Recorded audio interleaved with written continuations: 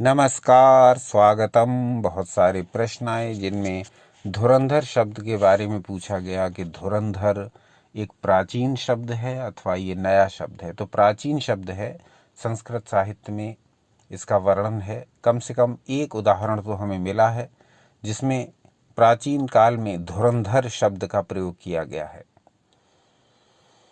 ऐसे और उदाहरण यदि आपको पता हो तो बताइएगा। हम एक प्रमाण आज आपके वीडियो में आपके समक्ष रख रहे हैं। यहाँ हम आचार्य रावण कृत श्री तांडव स्तोत्रम से लिया हुआ वो उदाहरण प्रस्तुत कर रहे हैं जिसमें शिव भक्त रावण ने अपने आराध्य, अपने इष्ट के लिए धुरंधर शब्द का प्रयोग किया है।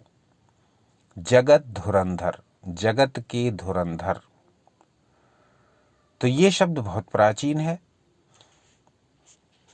पहले हम जान लेते हैं कि धुरंधर शब्द का अर्थ क्या है।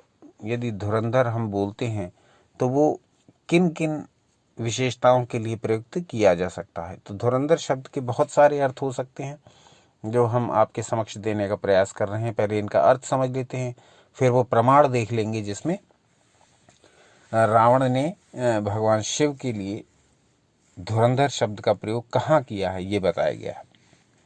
तो धुरंधर शब्द के यदि हम अर्थ जानना चाहें तो वो हैं श्रेष्ठ, प्रधान, सबसे आगे, किसी भी क्षेत्र में अत्यंत निपुण यानी माहिर व्यक्ति, बहुत बड़ा, भारी, बलवान, प्रतिभाशाली, किसी काम में अत्यंत चतुर, कुशल और अनुभवी, कठिन परिस्थितियों में भी सफलतापूर्वक काम करने वाला, आधुनिक भाषा में कहें तो मास्टर, एक्सपर्ट, दिग्गज। अब वो प्रमाण देख लीजिए जहाँ आचार्य रावण ने भगवान शिव के लिए जगत धुरंधर कहा है। ये श्री शिव तांडव स्तोत्र का 8वां श्लोक है।